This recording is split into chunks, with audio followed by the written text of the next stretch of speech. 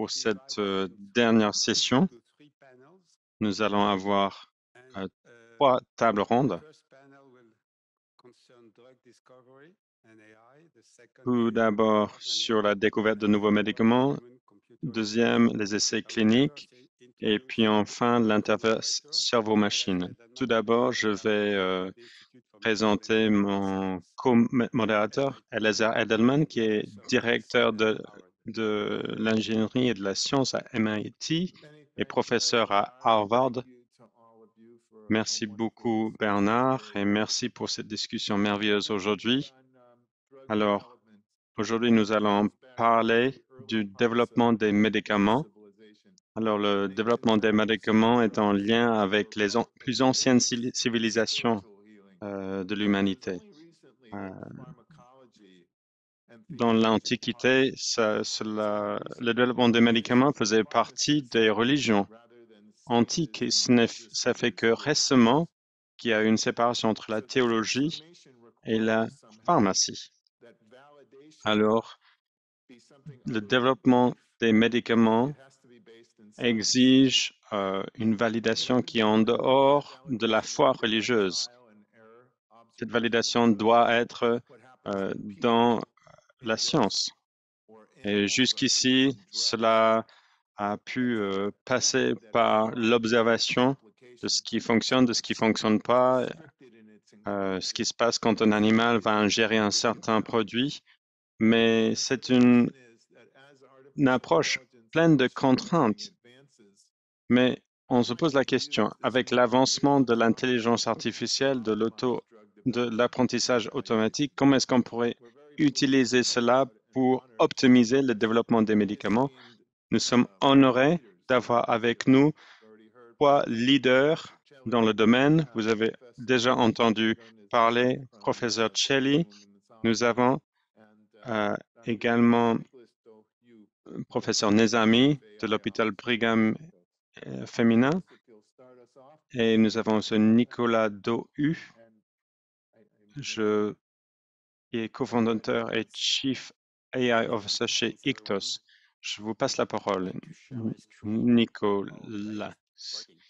Merci beaucoup. Je vais partager mon écran. Donc, bonsoir à tous. Je suis Nicolas Dohu. Je suis chef d'opération chez Ictos. C'est un start-up parisien. Donc, bienvenue à Paris, tout le monde. Alors, nous allons parler de la découverte et développement des médicaments. Chez Ictos, nous fournissons des technologies d'intelligence artificielle pour la chimie médicinale afin d'accélérer la découverte de nouveaux médicaments. Et là, je parle des médicaments qu'on peut trouver en pharmacie. C'est un processus très long, très onéreux. C'est un processus de 10 à 15 ans pour développer un nouveau médicament.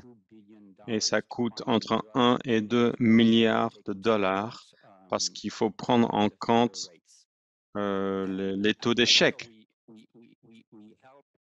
Chez Ictos, nous soutenons les pharmaciens alors qu'ils développent de nouveaux médicaments. Il faut garder en tête que les médicaments dont nous parlons maintenant n'existent pas dans la nature. Ce sont des médicaments qui sont développés par des êtres humains.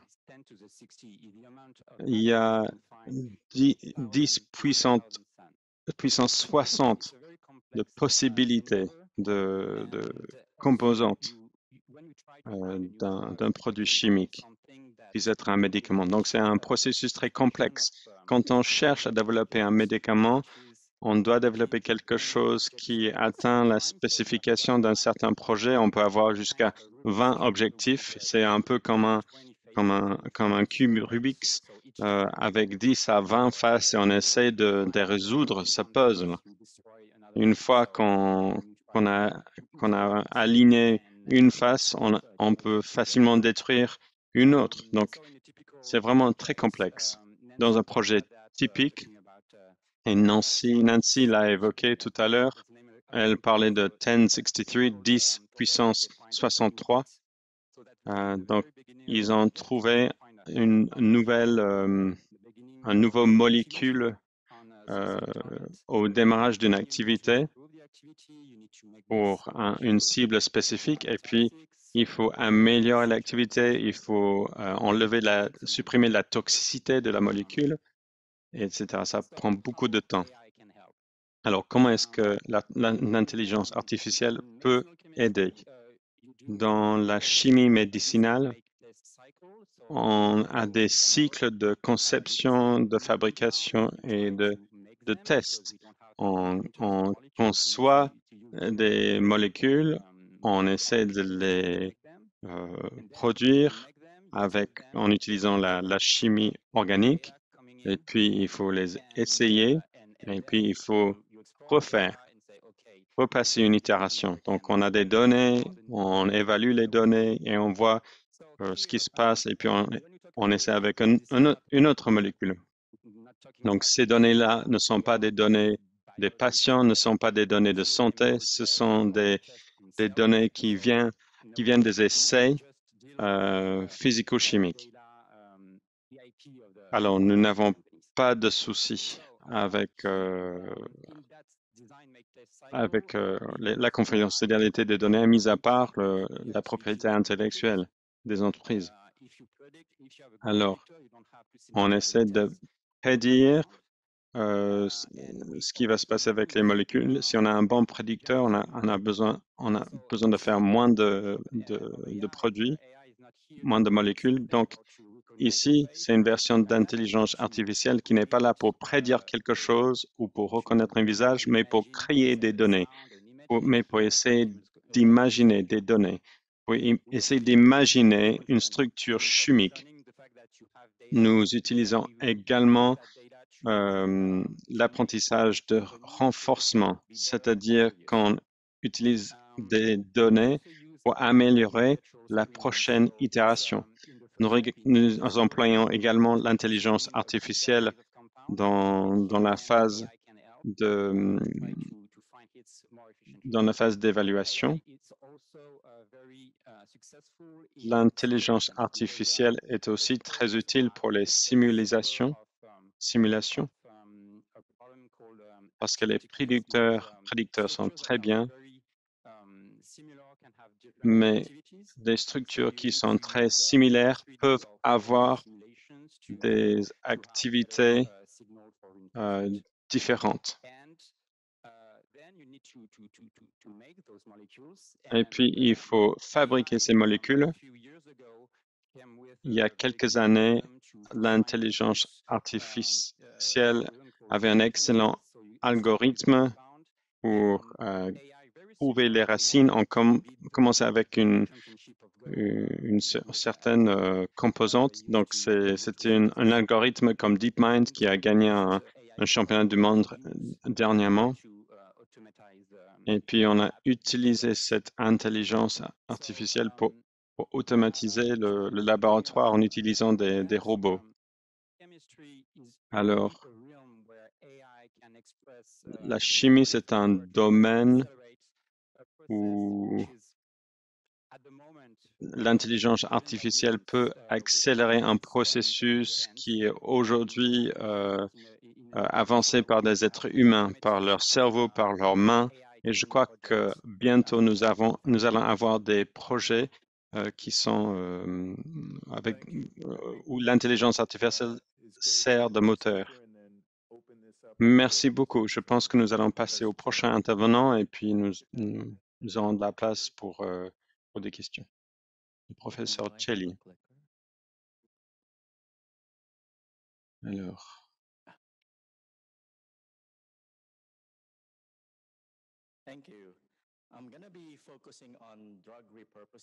Alors, je vais travailler sur la réorientation des médicaments, c'est-à-dire de chercher de nouvelles indications thérapeutiques pour un médicament qui a déjà été autorisé. Et ça, bien sûr, accélère le processus puisqu'on a déjà eu des études de sécurité et des études de dosage.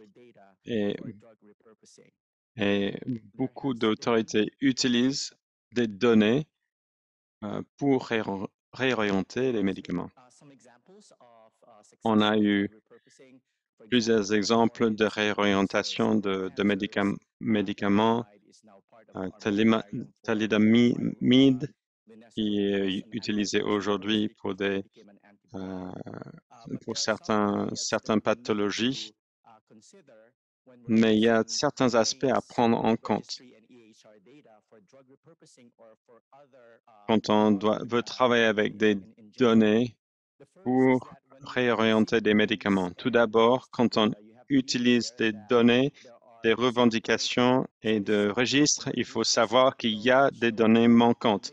Voici un article qui a tout juste il y a une semaine qui a montré que les caractéristiques changeaient en fonction d'ajustements qu'on pouvait mettre en œuvre. On avait une différence entre une base de données des revendications et une base de données d'analyse. Deuxième, on a entendu parler déjà beaucoup du biais, mais je pense qu'il faut encore passer du temps sur le biais parce que c'est énorme.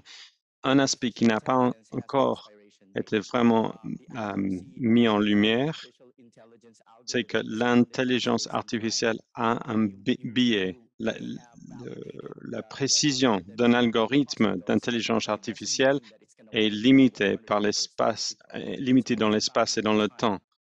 Même si on a vérifié sur 100 hôpitaux, il n'est pas certain de fonctionner sur le 101e hôpital. Il va y avoir une détérioration du modèle dans le temps et je pense que c'est quelque chose sur lequel on n'insiste pas suffisamment. Le biais est présent de manière inimaginable et c'est pour ça qu'on a besoin de beaucoup de personnes qui puissent faire cette analyse de données et des analyses d'apprentissage automatique. Par exemple, on pourrait supposer que des traitements similaires recevraient des traitements similaires. Mais ce que nous avons découvert, c'est que des patients différents de sepsis ont des résultats différents en fonction de l'hôpital euh, auquel ils sont admis aux États-Unis. Un autre biais, c'est au niveau du genre et de la race des patients. Par exemple, les femmes ont souvent des résultats plus positifs si ils sont opérés par des chirurgiennes féminines. Et qu'est-ce qui se passe alors si on met tout cela dans un algorithme? Comment est-ce qu'on peut trouver un modèle de prédiction s'il y a de tels biais dans notre base de données? Un autre aspect de biais qui est maintenant très présent dans les médias, c'est le fait que la technologie que nous utilisons dans nos traitements pourrait avoir des biais. Euh, Par exemple, euh, il y aurait peut-être des différences de symétrie si on est blanc, si on est noir, si on est euh, de, latine, de l'Amérique latine. Tout est en lien avec la couleur de la peau.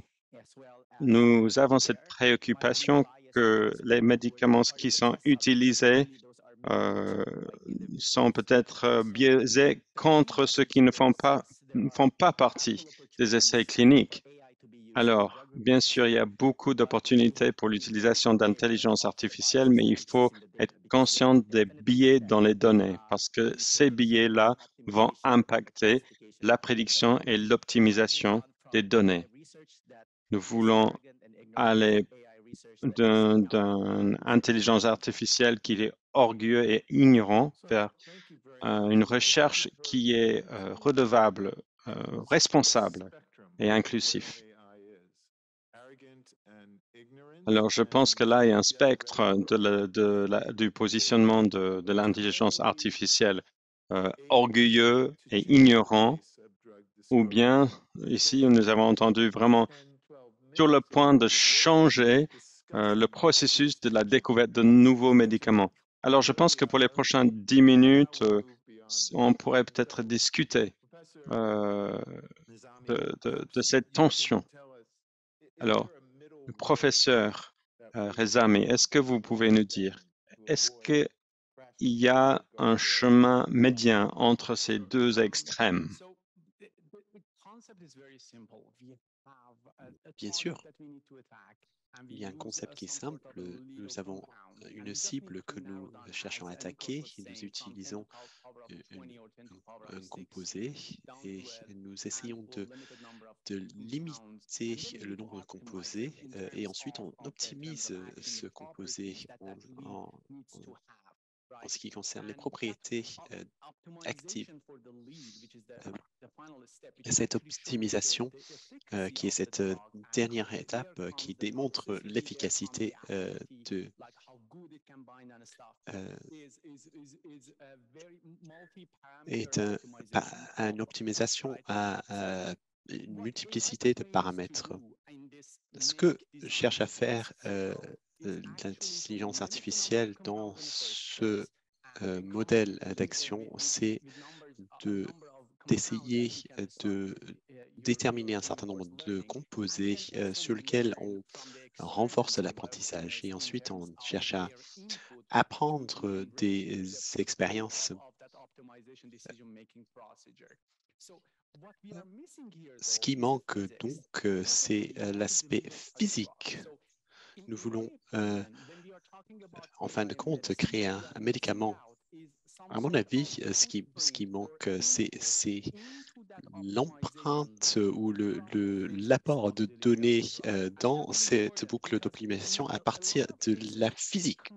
C'est important parce que dans bien des cas, le composé n'est pas toxique, le composé est efficace, le composé se lie à, à la cible. Moi, j'ai une expérience avec les stents.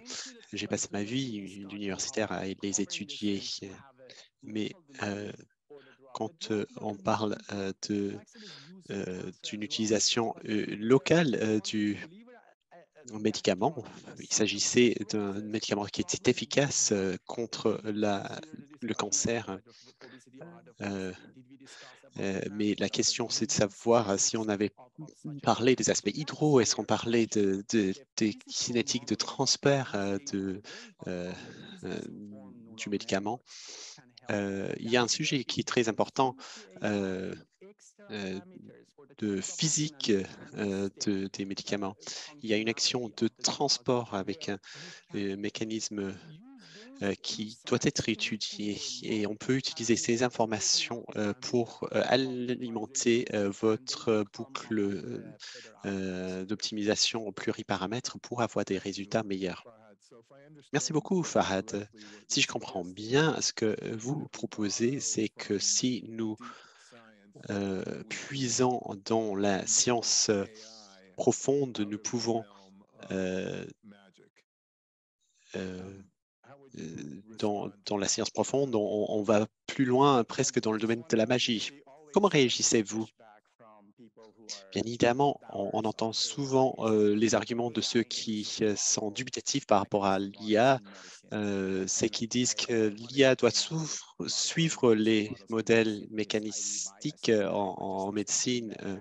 Mais je dis aujourd'hui que ces modèles sont souvent biaisés et nous le découvrons seulement aujourd'hui. Ces modèles se basent sur des observations, sur un sujet animal ou un patient, et il peut y avoir des problématiques quand on essaie de représenter cela sous forme de formules mathématiques. Je ne pense pas qu'il y ait de réponse toute faite. Je suis encore relativement optimiste concernant le rôle de l'IA dans le repositionnement, la réorientation de médicaments, mais il faut le faire en prenant en compte l'ensemble des bémols qui sont là, savoir que si nous découvrons un nouveau médicament pour l'obésité, que cela ne concernera que une telle de démographie, puisque dans l'ensemble des données, on n'a pas suffisamment représenté certaines populations. C'est ça le message à retenir. Si vous ne le faites pas comme ça, je pense qu'on aura des difficultés et l'IA va perpétuer des problèmes qui sont déjà existants. Vous ne suggérez pas que nous attendons jusqu'à ce que nous ayons l'ensemble des connaissances nécessaires. Non, pas du tout, parce que le statu quo est déjà imparfait. Je dis aux gens qui m'écoutent aujourd'hui, essayez de ne pas tomber malade parce qu'il y a beaucoup d'incertitudes dans les décisions qui sont prises, il y a beaucoup de biais dans les processus décisionnels. Il faut aller vite parce qu'il faut remplacer les décisions subjectives et biaisées par des décisions prises en fonction des données. Nicolas, j'ai une question spécifique à vous poser.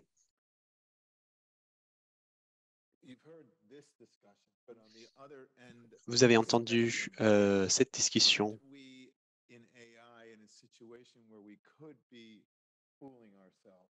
Est-ce que nous nous trouvons dans une situation où nous sommes en train de nous tromper?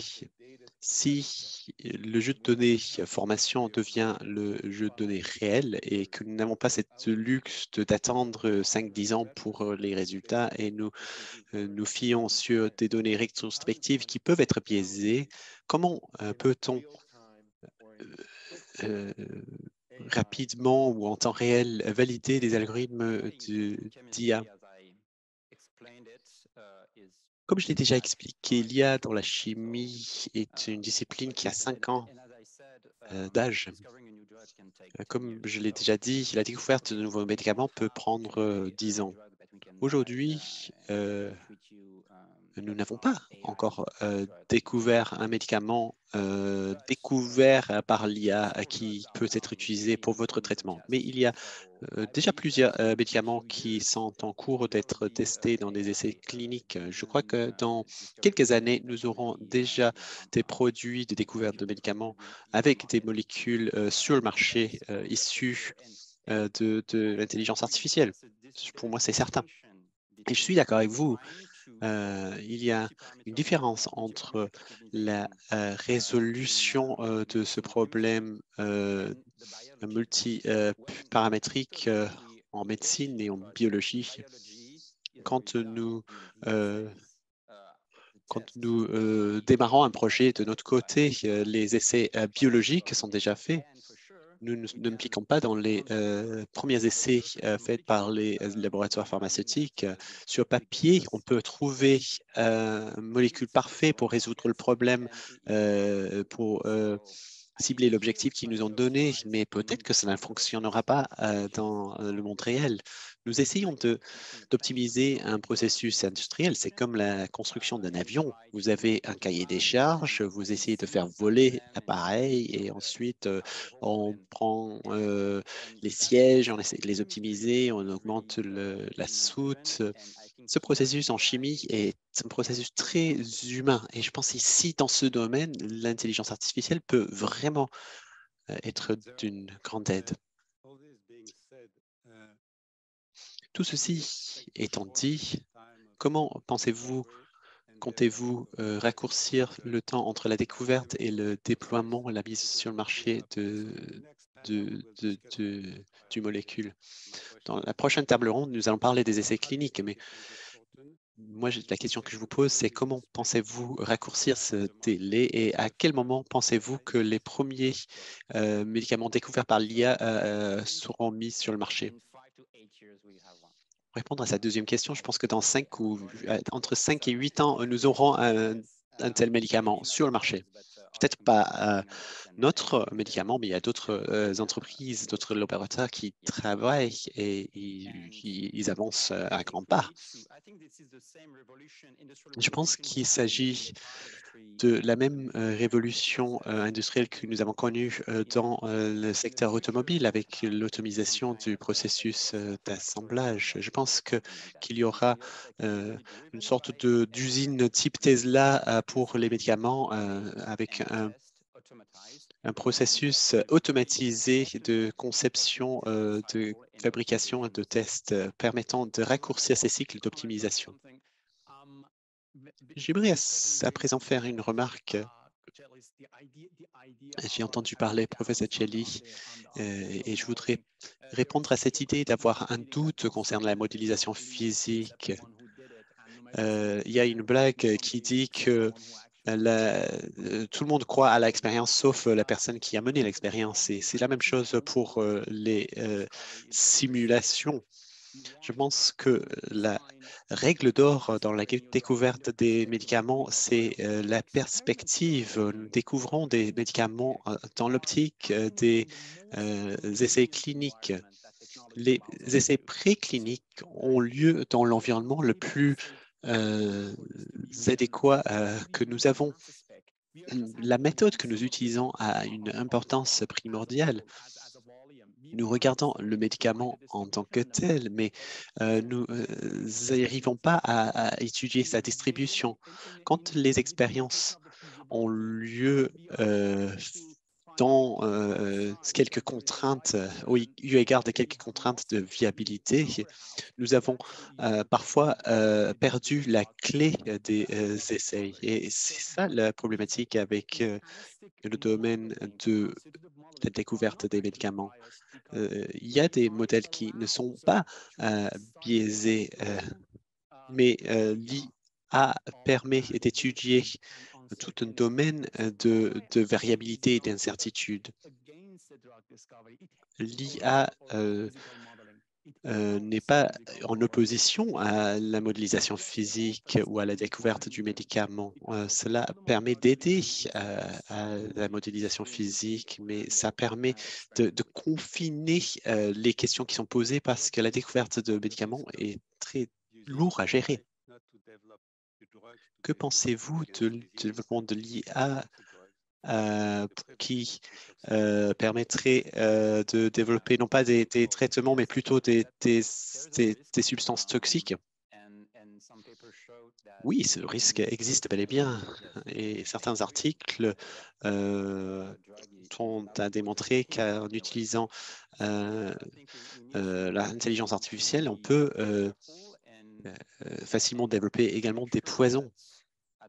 Il faut donc faire attention et s'assurer qu'à un certain moment, ces technologies sont maîtrisées, contrôlées par nos institutions, parce qu'il existe des codes sur Internet qui permettraient de fabriquer des toxins, des toxines. Il nous reste 2 minutes et demie. Reste-t-il des questions dans la salle? Une question?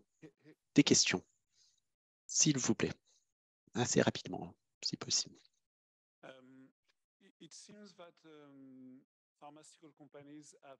Et il semblerait que les laboratoires pharmaceutiques n'ont pas encore développé des capacités pour faire comme il faut la découverte des médicaments. Existe-t-il un problème culturel? Pourquoi est-ce ils comptent autant sur des startups? Pourquoi le secteur pharmaceutique n'est pas capable d'internaliser ce type de compétences?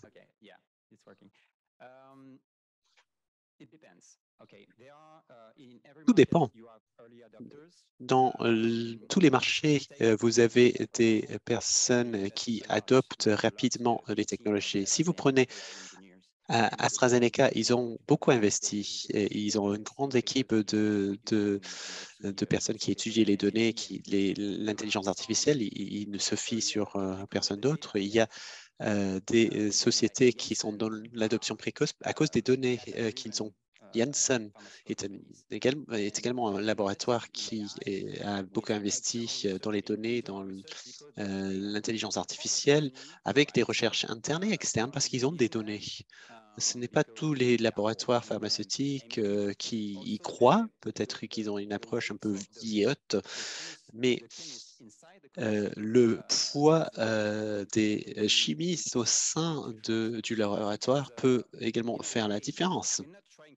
Parce que d'une certaine manière, on ne cherche pas à remplacer les chimistes, mais on peut avoir l'impression qu'on cherche à les remplacer. Il y a un biais.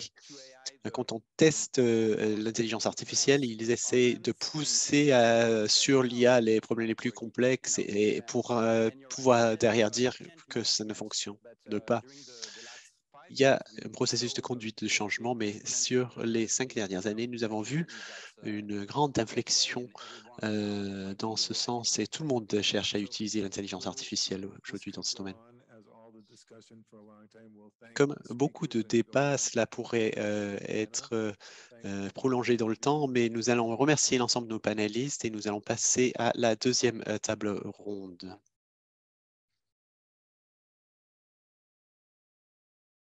Can the speakers of panel 2 come on the stage? Est-ce que je peux appeler les intervenants de la deuxième table ronde? La deuxième table ronde se concentre sur la valeur ajoutée potentielle de l'IA en ce qui concerne les essais cliniques. Comme vous le savez tous, les essais cliniques à double aveugle sont le standard primordial pour tester des médicaments. Le problématique, c'est que ces essais sont très compliqués, nécessitant le recrutement d'un très grand nombre de patients parce qu'on recherche une différence le plus faible possible entre le groupe de recherche et les groupes dans le monde réel. Ces essais cliniques coûtent cher et la question, c'est de savoir si l'intelligence artificielle peut permettre de trouver des solutions pour cette problématique. Nous avons des panélistes expertes, Stéphanie Alassanière, qui est professeure à l'Université de Paris et professeur associé à l'École polytechnique, Jean-Yves Blair, professeur d'oncologie et directeur du Centre Léon Bérard, président également d'Unicancer. Ah, on a encore Léo et nous avons également Ozenan Merelez qui est directeur de laboratoire d'innovation et professeur associé à Harvard. Je pense que Stéphanie va commencer. La question qui nous a été posée, c'est de savoir ce dont on a besoin pour les essais cliniques. Je ne suis pas clinicienne, donc c'est difficile, mais en tant que mathématicienne, je peux expliquer ce que nous pouvons faire pour eux. La première chose que nous pouvons créer, c'est le jumeau numérique. Imaginez que vous avez des données longitudinales sur une population et que vous pouvez dessiner la courbe de croissance d'un enfant en fonction de son âge. Vous connaissez toute cette courbe avec l'âge de l'enfant et sa taille sur l'autre axe. Nous pouvons faire la même chose avec d'autres données en, qui vont des quantités cliniques et biologiques à des images même. Et nous pouvons produire ces trajectoires pour pouvoir, au moment où un patient arrive pour vous voir, que cet patient rentre dans l'une ou l'autre catégorie. Ça permet une meilleure stratification des patients. Cela permettra de dire si théoriquement ce patient répondra mieux à telle ou telle molécule et vous avez la possibilité d'anticiper ce qui pourrait se passer dans quelques années, comme vous le ferez avec l'enfant pour prédire sa taille dans quelques années. Nous faisons la même chose avec des modèles statistiques et l'apprentissage automatique. Nous sommes mieux capables de sélectionner et d'anticiper un diagnostic afin d'aider le recrutement, afin de, de mieux coordonner la personne et la fenêtre temps. Une deuxième chose que nous sommes capables de faire, c'est de fabriquer de nouveaux ensembles de données. Un patient imaginaire qui représenterait un cohorte. Imaginez donc votre cohorte qui est trop faible pour que les essais soient statistiquement significatifs. Vous pouvez augmenter votre ensemble de données afin d'améliorer la performance de l'essai. Puisque nous avons des essais cliniques avec beaucoup de cohortes témoins, nous pouvons augmenter, élargir cette population pour utiliser ces personnes imaginaires, ces patients imaginaires pour élargir le cohorte étudié. Nous avons deux manières d'aider les cliniciens qui mènent des essais cliniques, nous pouvons mieux les aider à sélectionner les patients et nous pouvons également élargir la population afin de voir véritablement la différence entre les deux groupes. Merci beaucoup, c'était très clair. Merci beaucoup pour l'invitation. Je pense que la situation a beaucoup changé pour l'intelligence artificielle. Pour les aspects clés, je dirais qu'il y en a 4. La première chose, que pour des essais cliniques en oncologie, il est important, essentiel d'avoir un diagnostic précis. Nous savons que le diagnostic peut être erroné, peut être compliqué pour certains types de cancers. Et c'est quelque chose que l'intelligence artificielle peut soutenir, peut améliorer, surtout pour des cancers rares, avec une révision des transparents qui ont été examinés par le médecin pertinent. Et cela améliore la précision en intégrant des patients dans ces essais cliniques. C'est surtout en ce moment, alors que nous avons des changements importants en oncologie, il y a des mutations moléculaires rares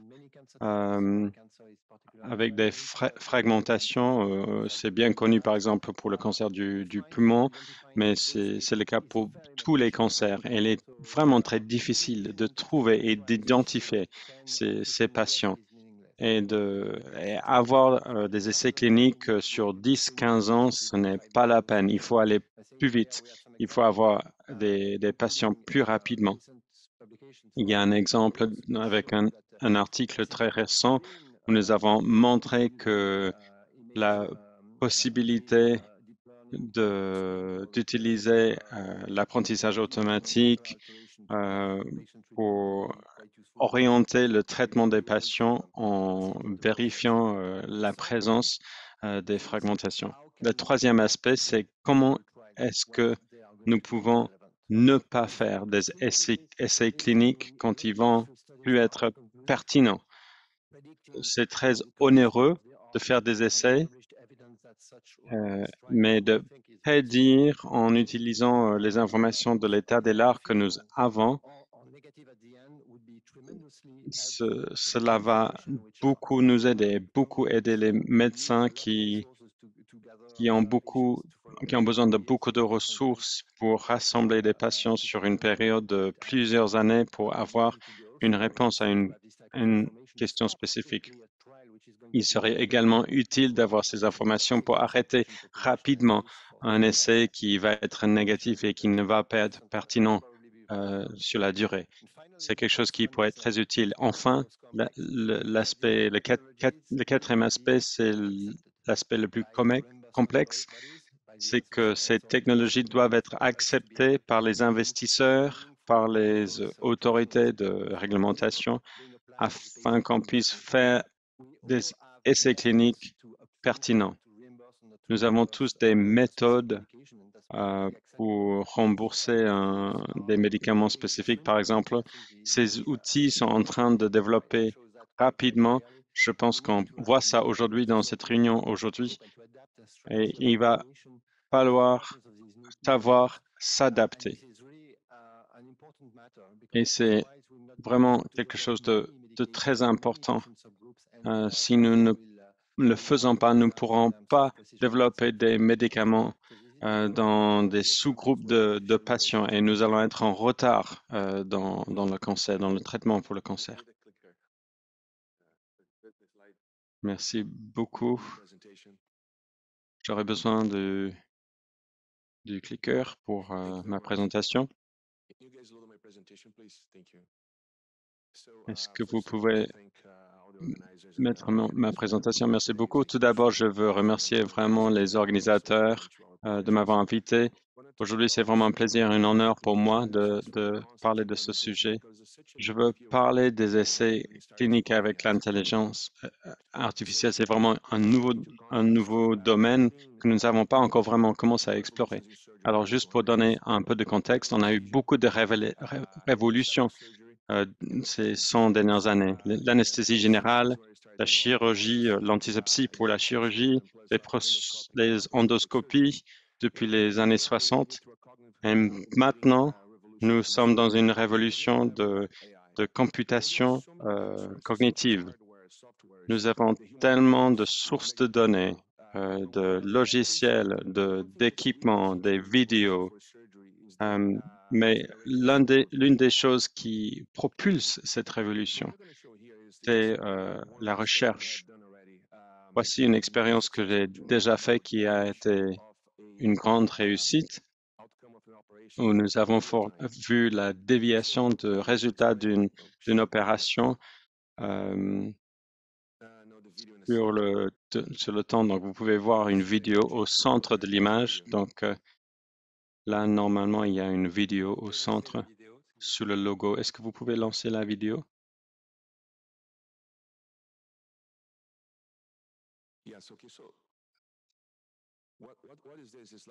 Alors, ici, il y a une représentation visuelle de la probabilité d'une procédure correcte lors de la chirurgie.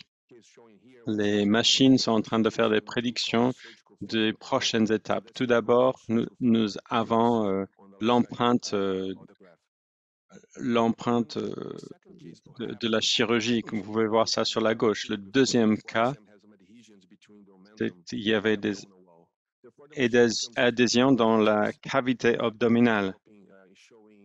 Et ici, cela a créé une empreinte anormale avec une déviation du cours de l'opération. C'est une expérience. On était juste en train de voir ce qu'on pouvait faire. Mais il faut savoir qu'il y a beaucoup de limitations par rapport à le biais intégré, l'oubli, l'explicabilité, mais il y a aussi des facteurs humains comme les données, l'accès limité aux données, toutes les réglementations autour du biais qu'on a déjà évoqué aujourd'hui.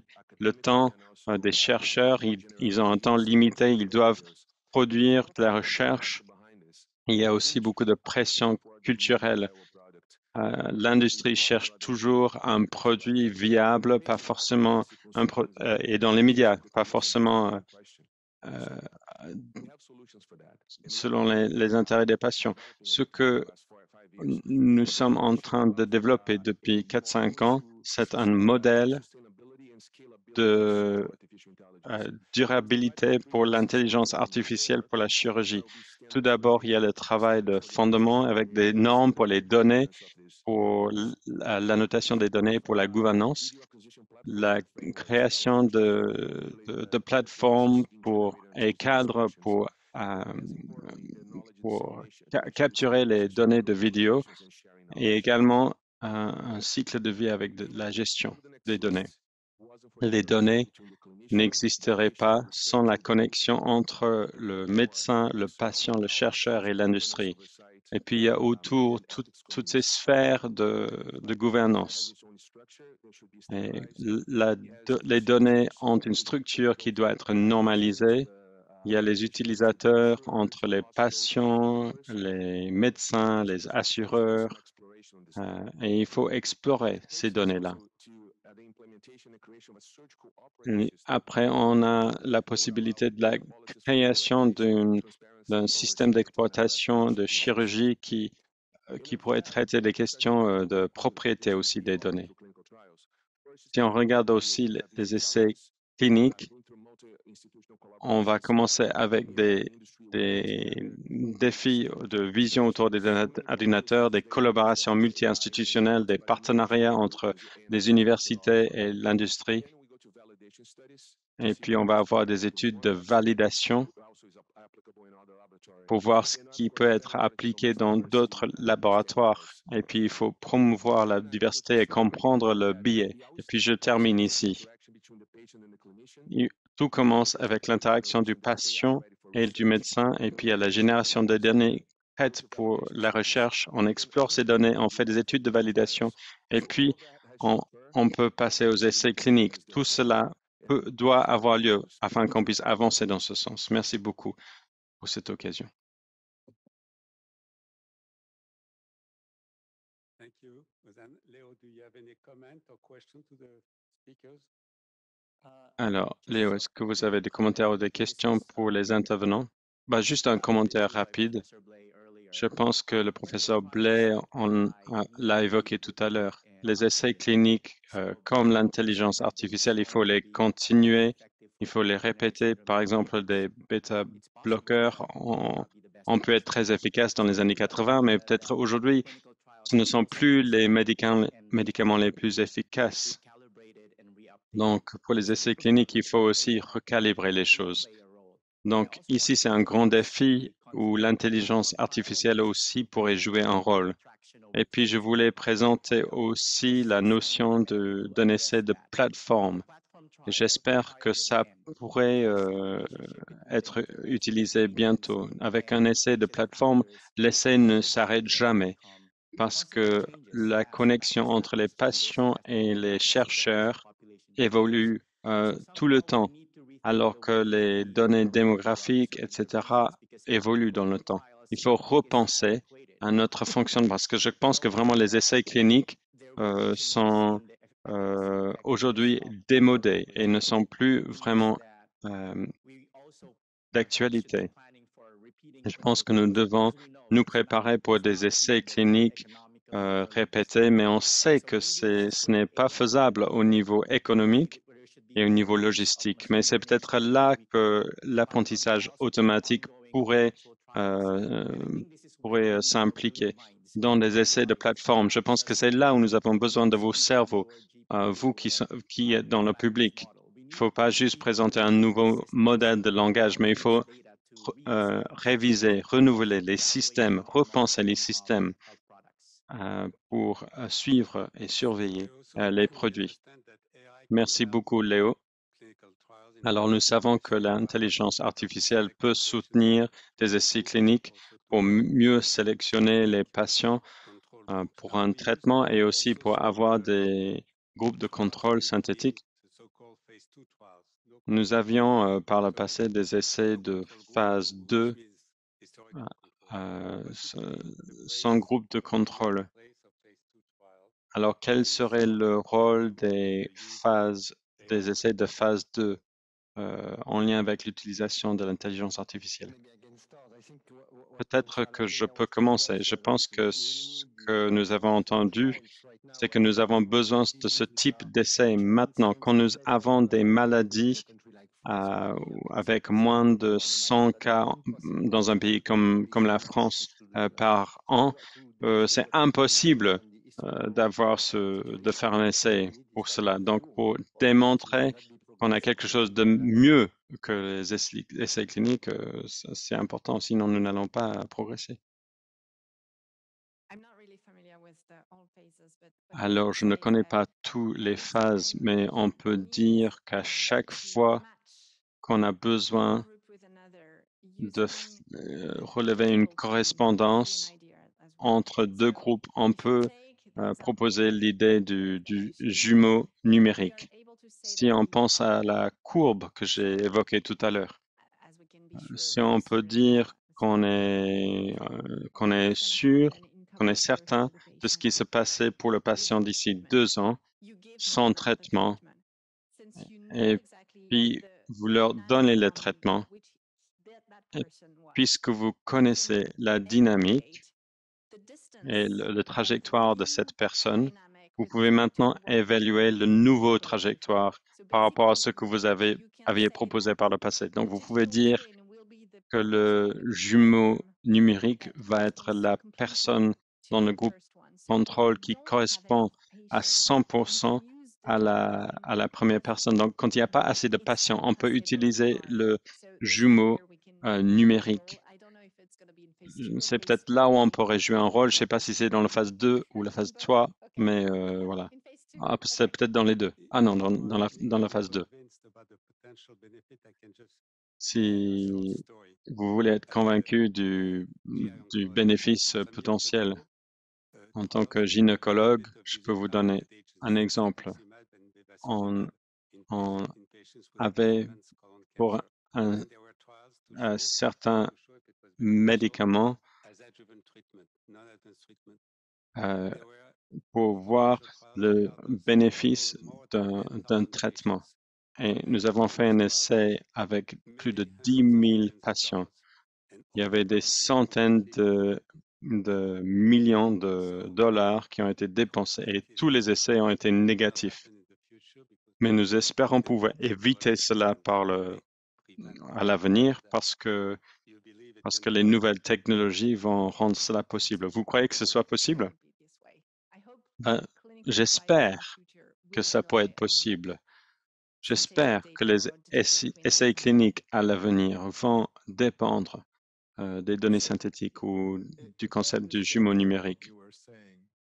Alors, si je comprends bien ce que vous êtes tous en train de dire, allez-y, allez-y, allez-y. Mais on est deux collègues qui sont en train de se disputer pour permettre à l'autre d'avancer. Si je vous comprends bien, l'intelligence artificielle nous permet de faire des choses qu'on ne pourrait pas faire autrement. Si l'intelligence artificielle fait uniquement ce qu'on a déjà fait, on risque juste de dépenser trop de temps. Alors, qu'est-ce que vous exigeriez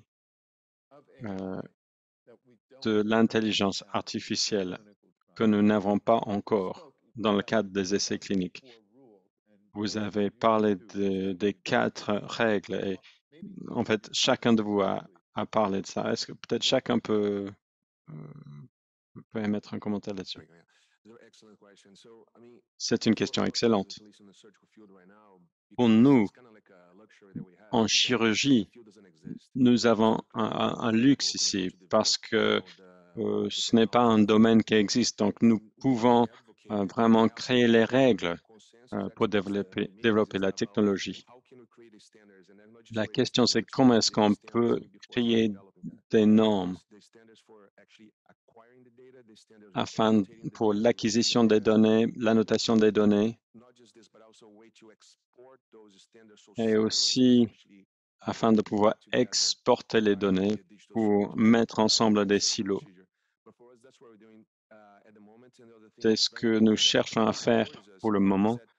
Une chose qui nous trouble, c'est qu'est-ce qui va se passer avec la gouvernance qui va intervenir. Est-ce que nous allons pouvoir continuer à utiliser tout ce que nous avons développé si ce n'est pas remboursé ou si le gouvernement met en place des règles?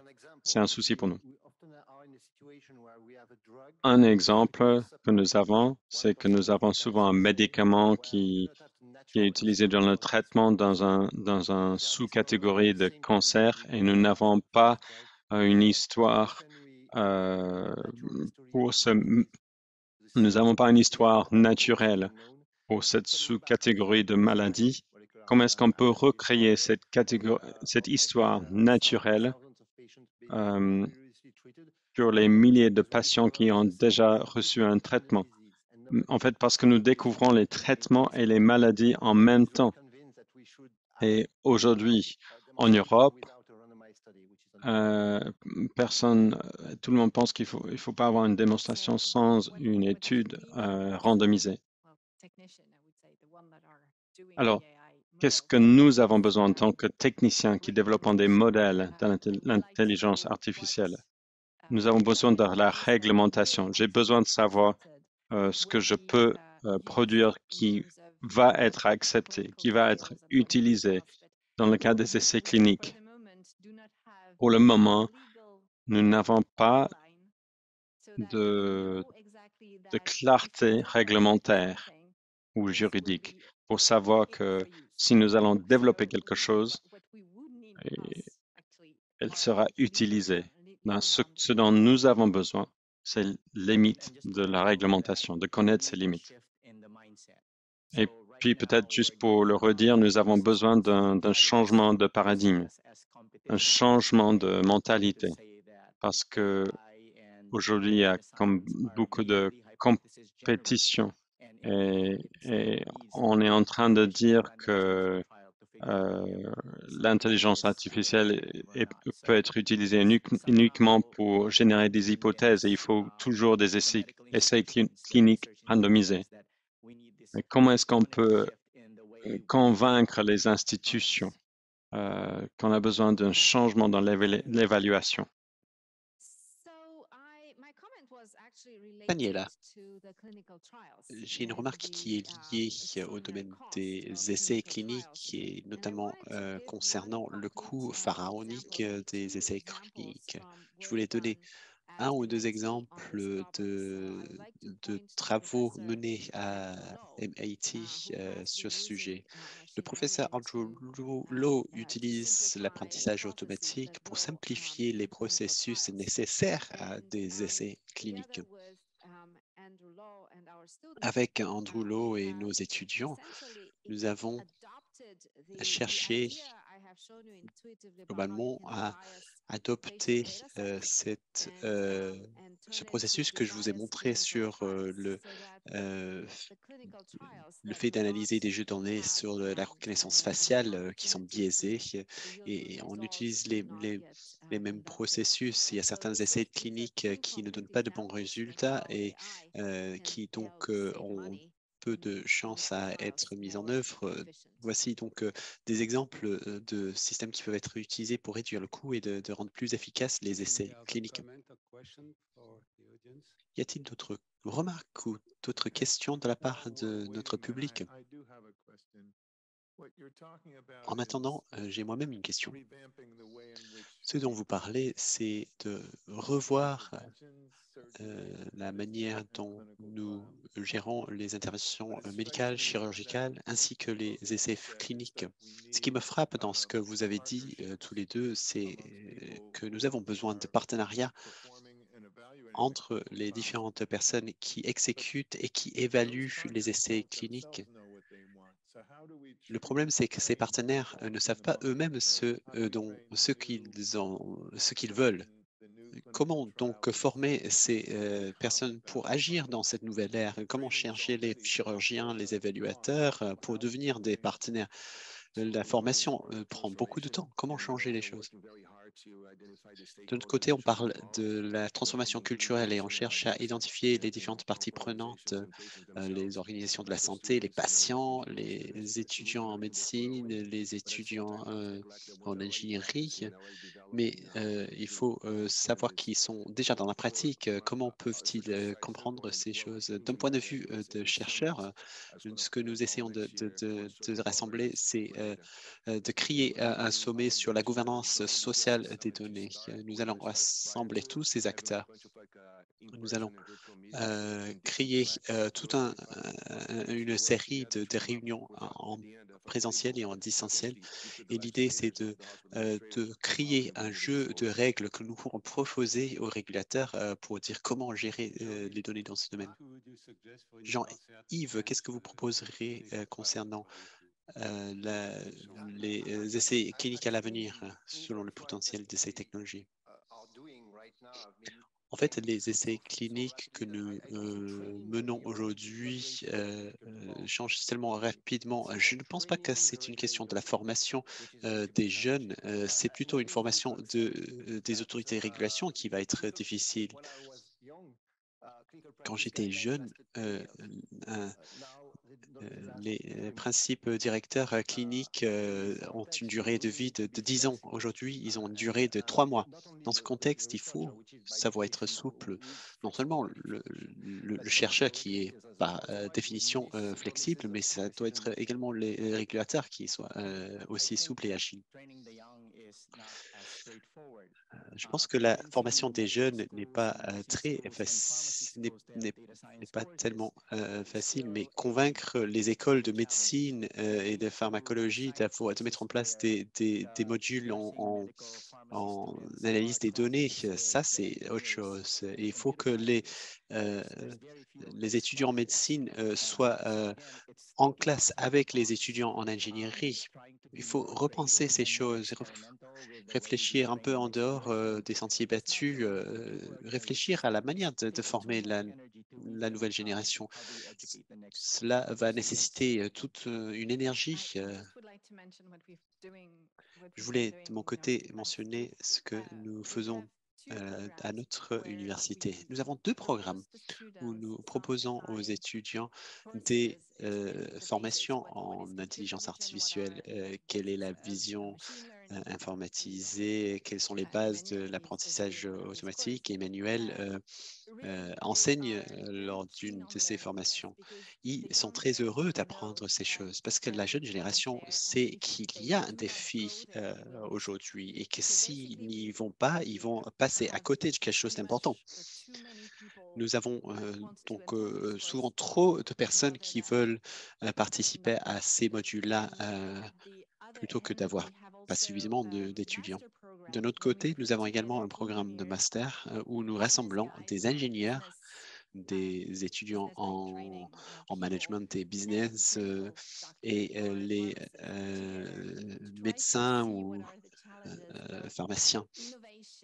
Nous essayons par cela d'examiner quels sont les défis pour l'innovation, pour examiner quel sera l'avenir de la médecine avec la technologie. Quand nous les rassemblons, tout d'abord, ils parlent différents langages, ils doivent s'adapter et ensuite ils sont confrontés aux difficultés en ce qui concerne par exemple, dans le monde de l'entreprise, il faut réfléchir à la technologie qui est nécessaire. Ensuite, il y a toute une partie médicale et cela comporte des réglementations. Donc, on a mis en place ce programme de master qui est assez différent, qui ne ressemble à rien d'autre parce que nous ne ciblons pas une seule catégorie d'étudiants, mais nous essayons de ratisser assez large. Et ce qui est intéressant, c'est de voir que les étudiants sont assez enthousiastes par rapport à ce programme. Nous espérons que la jeune génération vont adopter ces pratiques relativement facilement. Y a-t-il des questions? Oui, ici, s'il vous plaît. Je me pose la question. Il y a une question des besoins. Si vous pouvez parler bien dans le microphone, s'il vous plaît. Si on se pose la question des enjeux, on parle de la santé, il en va de nos vies, mais il en va également de l'économie. La santé, c'est 10 à 12% de notre PIB. Si je regarde les promesses de ces technologies et les promesses pour les essais cliniques, je trouve que les moyens sont très limités. Quand je prends l'exemple de la simulation, la modélisation dans le secteur automobile et aéronautique, l'industrie a investi des millions afin d'optimiser les processus de conception, afin d'optimiser la production. Est-ce que le secteur pharmaceutique investit l'argent nécessaire? Je pense qu'il est grand temps que nous y investissions. C'est le secteur, c'est l'industrie qui doit investir.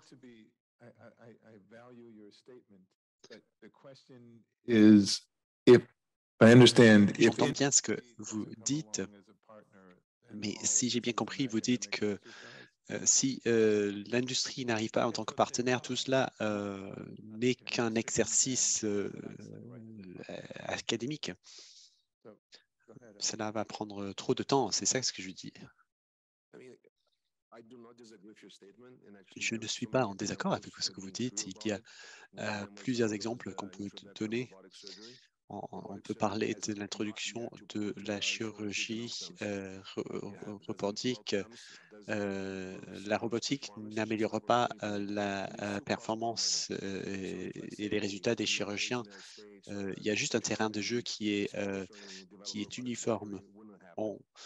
Il n'y aura pas donc un financement public pour la chirurgie robotique. Ce que nous espérons, c'est que la nouvelle génération des robots vont coûter moins cher et c'est à partir de là que nous allons en tirer les avantages.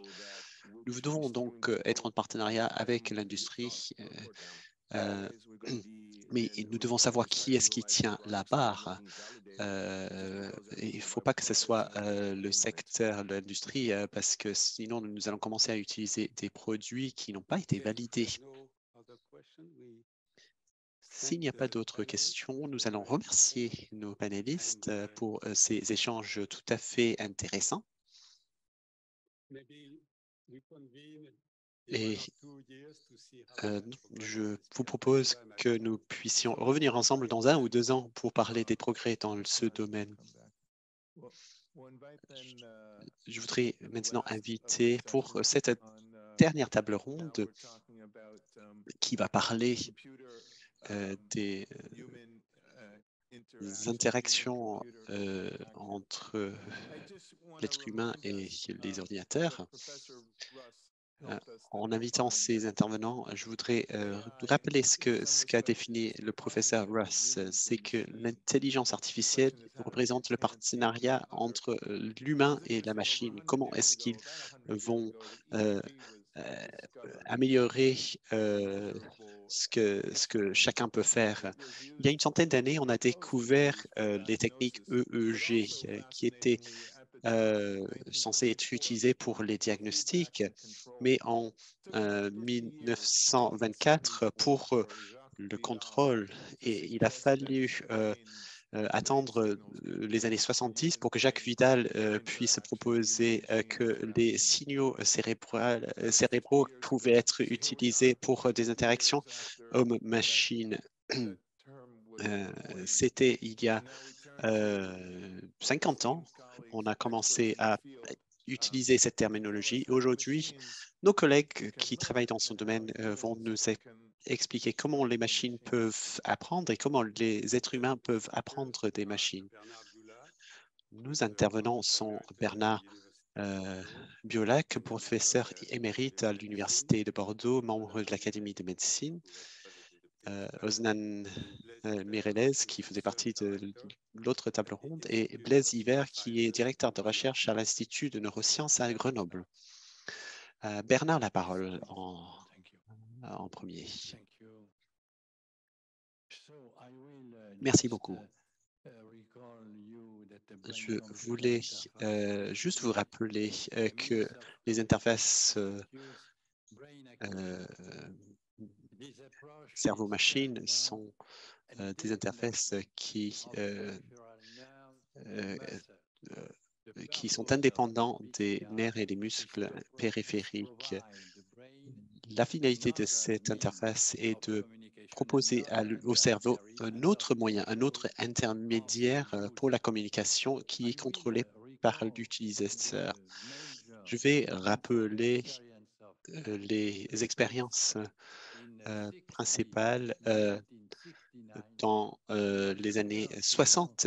Le professeur Fetz a démontré en 1969 qu'il est possible d'interagir sur un dispositif, un curseur, grâce à la seule activité des neurones du cortex moteur, sans passer par les canaux habituels que sont les nerfs et les muscles périphériques.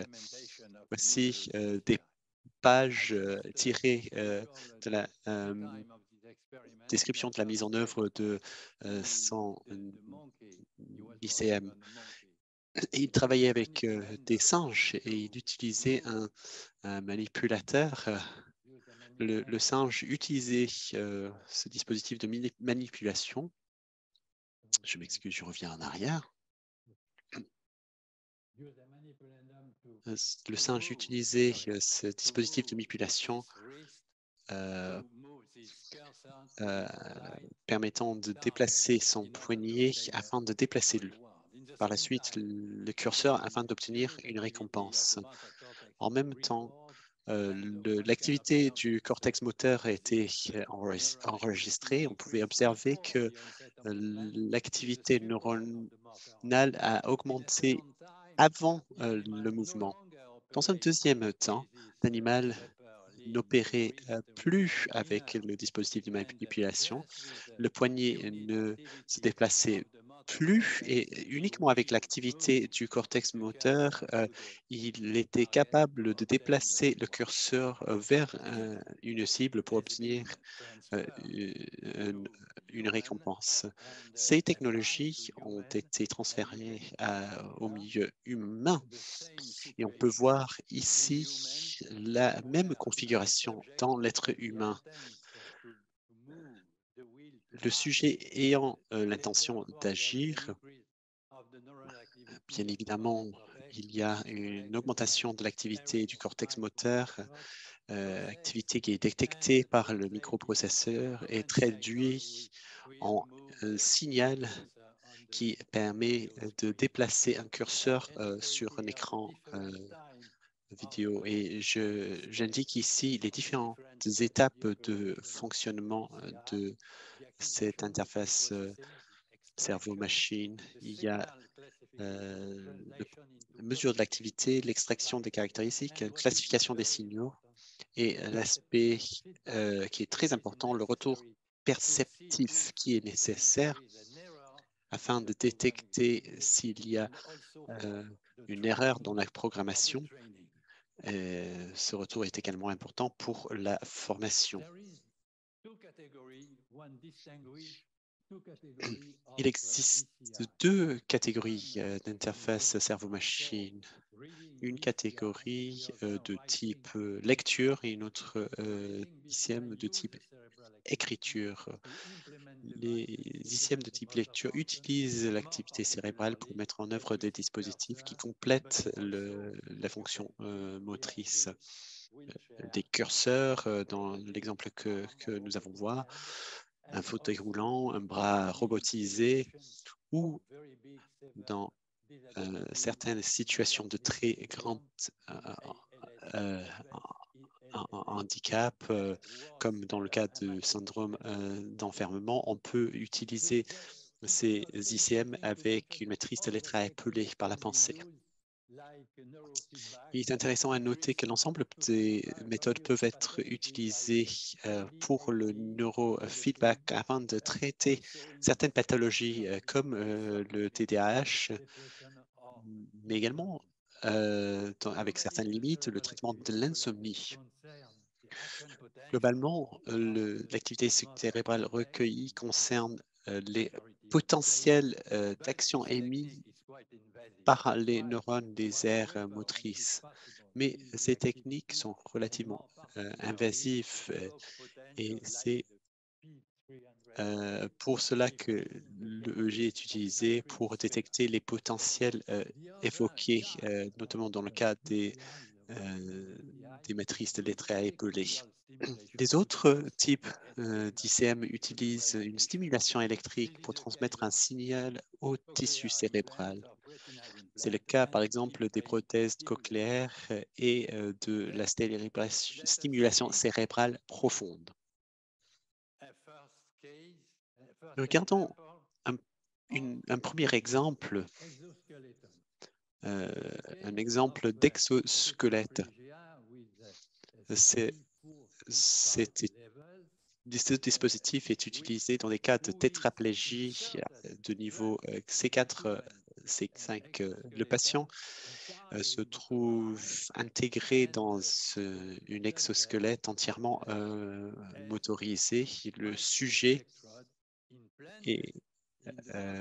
se voit implanter un microprocesseur dans le cortex moteur. Les signaux sont collectés,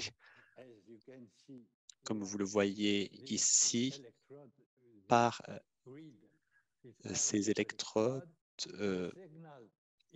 Les signaux sont transmis via une connexion sans fil dans ce système de calcul dans une sorte de sac à dos qui envoie les commandes aux différents membres de l'exosquelette. Cet exosquelette a la capacité de mettre en œuvre des mouvements bimanuels et polyarticulaires à 8 degrés de liberté. Les membres inférieurs de l'exosquelette peuvent il s'agit d'une marche humaine robotisée, basée sur 2 commandes, je marche ou je m'arrête. Mais c'est très difficile parce que le sujet n'a pas un tonus musculaire ni un équilibre, donc c'est très compliqué pour le sujet et un système de suspension est nécessaire. Un autre cas existe qui est peut-être plus intéressant pour l'avenir. Il s'agit de l'utilisation des supports de locomotion pour contrôler un bras robotique dans le cas d'amputation. Le groupe de Jaracé et l'équipe Alectat à l'INSIEM de Paris a imaginé l'utilisation de ce qu'ils appellent le langage corporel humain. Pour cela, lorsque le sujet décide de guider la prothèse vers une cible, il décrypte, grâce à des capteurs placés sur le côté du bras amputé, les signaux émis par les mouvements du torse, de l'épaule et la partie supérieure de le bras. Il réinjecte ces signaux dans le bras robotique, bras qui est capable de déchiffrer et de compléter le mouvement naturel. De plus, cette approche est intéressante parce qu'il travaille la capacité d'intégration du membre robotique au sein d'une boucle permettant un retour d'informations. Pour conclure, je vais citer d'autres types d'ICM de type lecture. Encore une fois, dans ce cas, il s'agit de rétine artificielle. C'est une initiative du groupe du professeur Sahel à Paris. Il s'agit d'un traitement pour certaines formes de perte de vision qui sont caractérisées par une altération des photorécepteurs. Il cherche à réintroduire l'information visuelle dans le circuit neuronal grâce à une puce électronique implantée sur ou sous la rétine pour stimuler les cellules. Et cela permet d'améliorer la vision avec certaines limites. Il y a également le cas de la stimulation cérébrale profonde. Une stimulation à haute fréquence est appliquée à certaines cibles permettant de restaurer certains mouvements dans le cas de Parkinson. Et cette approche peut être utilisée dans certaines maladies mentales de type TOC, dépression. Je pourrais parler également de la stimulation électrique des réseaux locomoto-spinaux dans certaines paraplégies. Ce sont des expériences conduites par Courtwin à Lausanne. Je vais ensuite permettre à Yves Blaise de parler des ICM pour la parole.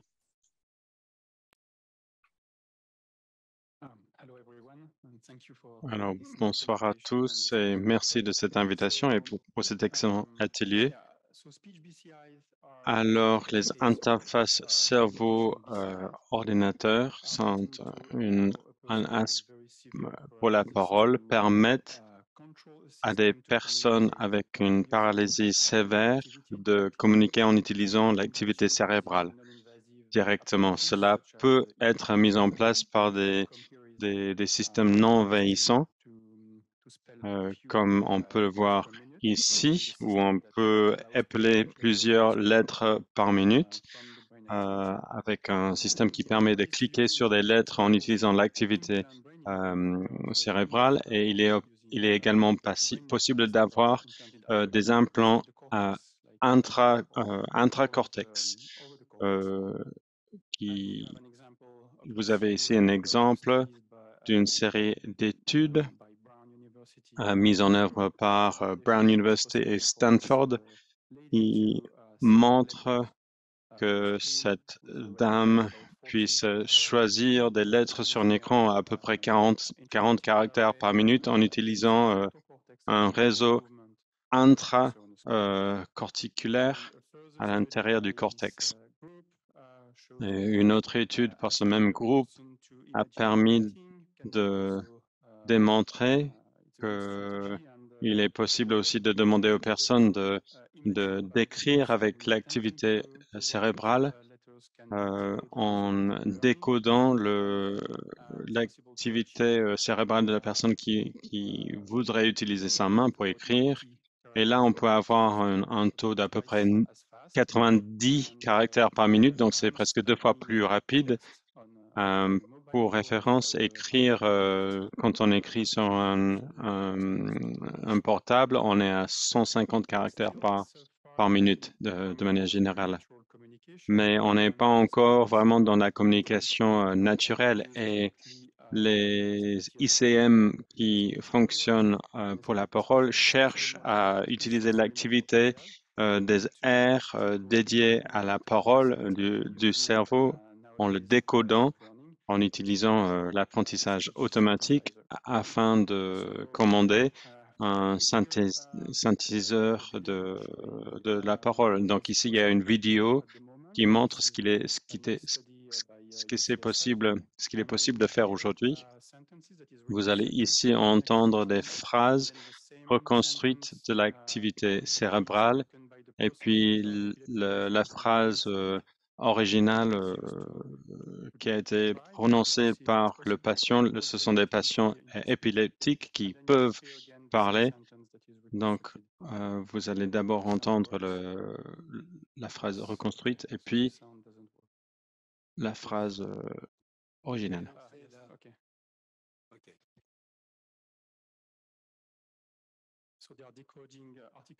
Alors, ils décodent les mouvements articulaires.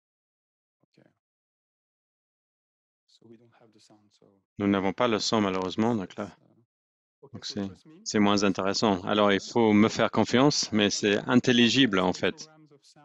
Vous avez sur la droite les spectrogrammes des sons, et nos équipes les utilisent pour reconstruire les voyelles. En haut, c'est le son d'origine, et en bas, c'est le son de la phrase reconstruite.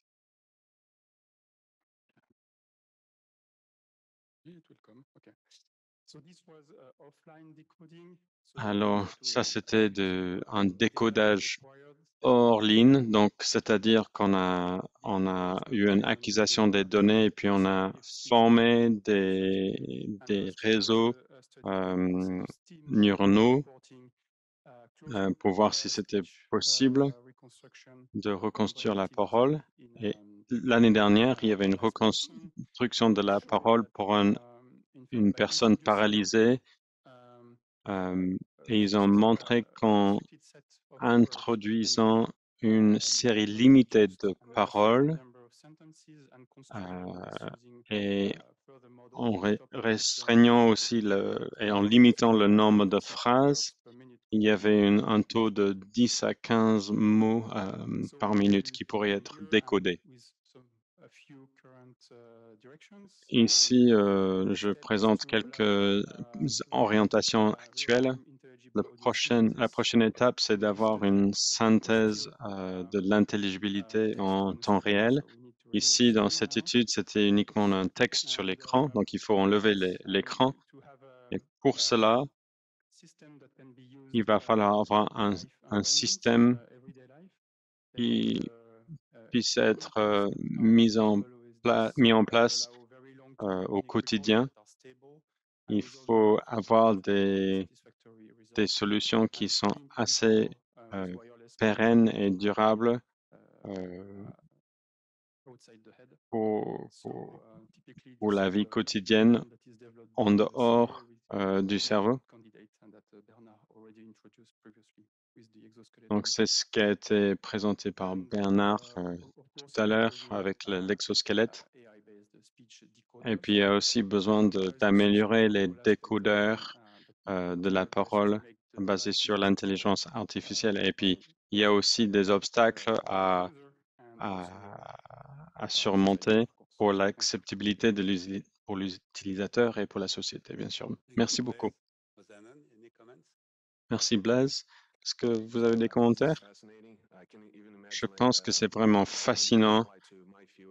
Je suis en train de me demander comment est-ce qu'on pourrait avoir une application en chirurgie robotique. Si on peut avoir des pensées, on peut déjà commencer à penser et le robot va commencer à agir, à fonctionner.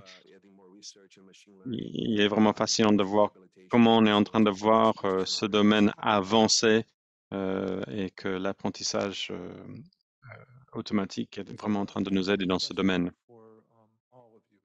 Alors, j'ai une question pour vous tous, parce que c'est vraiment fascinant, c'est vraiment très futuriste.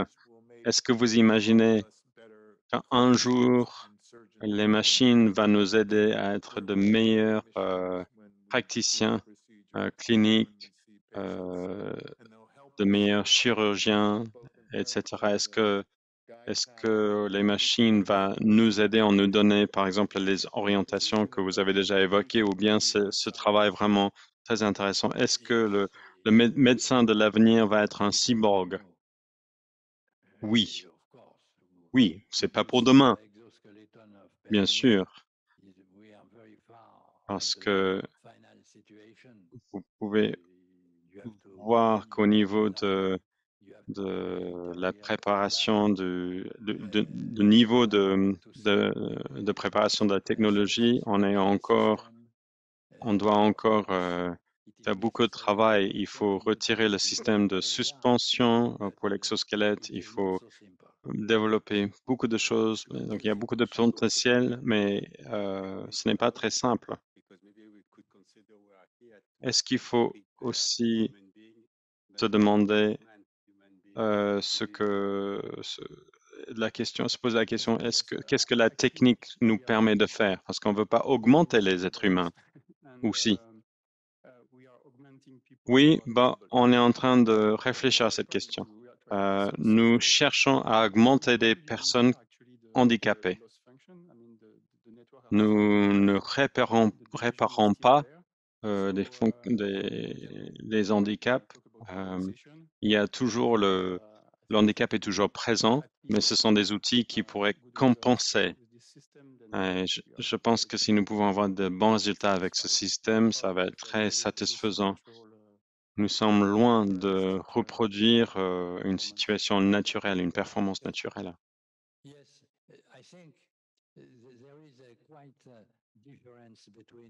Oui, je pense qu'il y a une grande différence entre un bras robotique et, et la parole. Je pense que nous allons voir beaucoup de progrès pour ce type de prothèse, pour le bras robotique. La différence, pardon, est entre l'exosquelette et le bras robotique. Et je pense que le bras robotique va avancer beaucoup plus rapidement.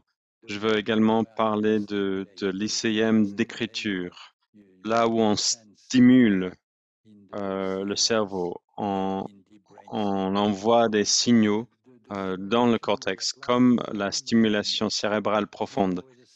La stimulation que nous appliquons, c'est très monotone, c'est 120 Hertz. Donc, il n'y a pas vraiment de valeur au niveau du codage par rapport à ce qu'on injecte. On injecte quelque chose qui améliore la condition du réseau de base, mais on a de bons résultats. dans la maladie de Parkinson, etc.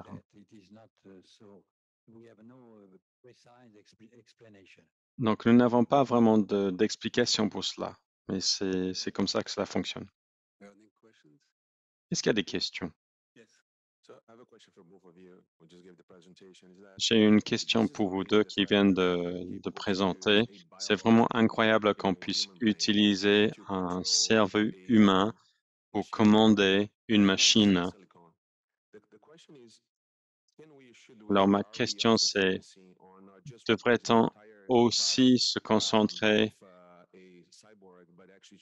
non seulement sur le remplacement du corps avec un cyborg, mais est-ce qu'on devrait dépasser le cortex central et garder les muscles, etc., parce que c'est la partie la plus belle que nous avons? Oui, la réponse est oui. Il y a des études sur la stimulation des nerfs fonctionnels. Bernard a également évoqué la belle étude d'Edward Potenti qui a utilisé une stimulation de la corde spinale pour restaurer la locomotion des personnes paraplégiques.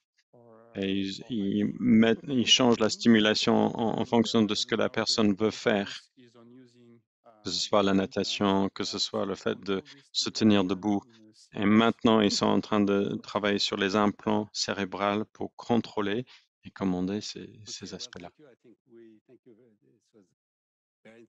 Donc, merci beaucoup. C'était vraiment une table ronde très intéressante. Merci beaucoup à chacun de votre participation. Donc, nous allons terminer ici maintenant notre table ronde. Merci de ne pas nous quitter maintenant parce que j'invite Daniela de venir maintenant.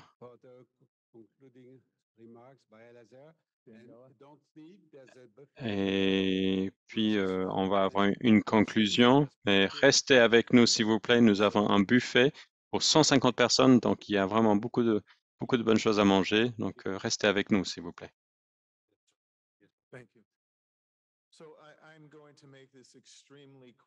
Alors, je vais être très rapide. Tout d'abord, je souhaite vous remercier tous d'être présents ici. Je remercie également les organisateurs qui ont vraiment travaillé dur, tout le personnel. Je ne vais pas lister les noms, les prénoms, parce que tout d'abord, je vais mal prononcer. Et puis, je vais oublier certaines personnes. Mais ce que je peux dire, c'est que la science avance uniquement dans un forum ouvert. Il n'y a pas de meilleur forum que ce beau bâtiment et cette belle salle dans laquelle nous sommes. Deuxième, nous vivons dans une communauté mondiale. Tous les défis sont au niveau mondial aujourd'hui. Peut-être que l'intelligence artificielle est aujourd'hui prématurée, mais cette collaboration binationale, cette amitié des personnes et cette belle famille d'enquêteurs qui se sont réunis pour résoudre ces problèmes, c'est vraiment puissant. Je vais sauter ce que j'avais préparé, un résumé de la journée, mais ce que je veux dire, c'est que il y a un avenir pour l'intelligence artificielle dans la médecine. C'est une déclaration. Je ne vais pas donner tous les détails, mais j'aimerais parler d'un héros pour moi. René Laennec, qui a inventé le stéthoscope en, en, en 1815. Cela a changé en 1816. En 1816, personne, sauf René Laennec, savait utiliser les stéthoscopes. Les médecins se méfiaient et ils pensaient qu'ils allaient perdre le moyen de subsistance. Et les patients pensaient que le stéthoscope euh, leur volait leur âme. Et ce qui était nécessaire, c'est que René Laennec écrive ce livre incroyable avec 77 pages qui parlent du stéthoscope et les autres 700 pages nous parlent de ce qu'on apprend du stéthoscope.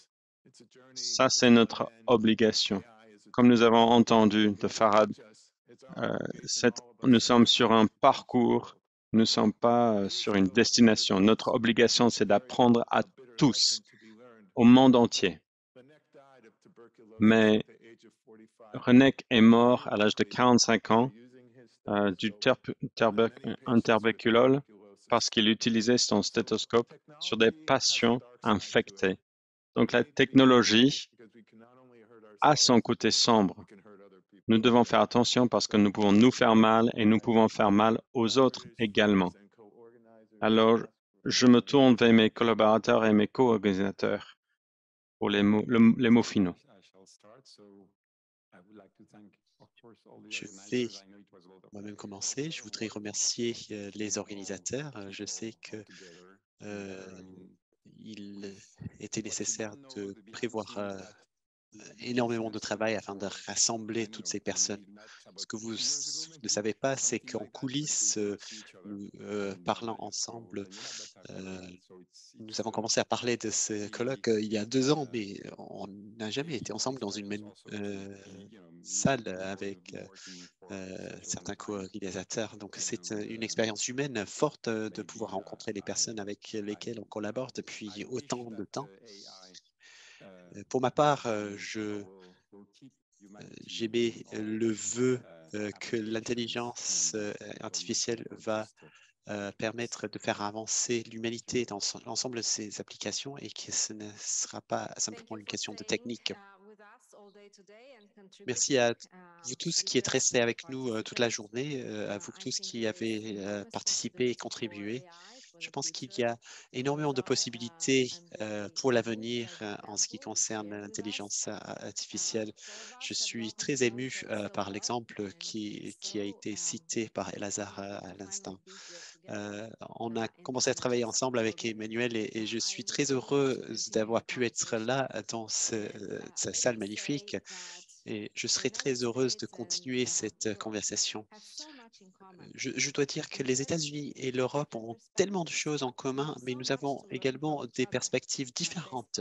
Nous avons beaucoup de choses à apprendre les uns des autres. Les bonnes pratiques sont différentes selon les tâches à accomplir. J'émets donc le vœu de voir émerger des actions concrètes qui permettraient de faire avancer certaines idées évoquées aujourd'hui et peut-être d'autres idées inspirées par nos discussions. Si j'avais dans la main une flûte de champagne, je proposerais un toast aux collaborations futures entre les États-Unis et l'Europe dans l'intelligence artificielle.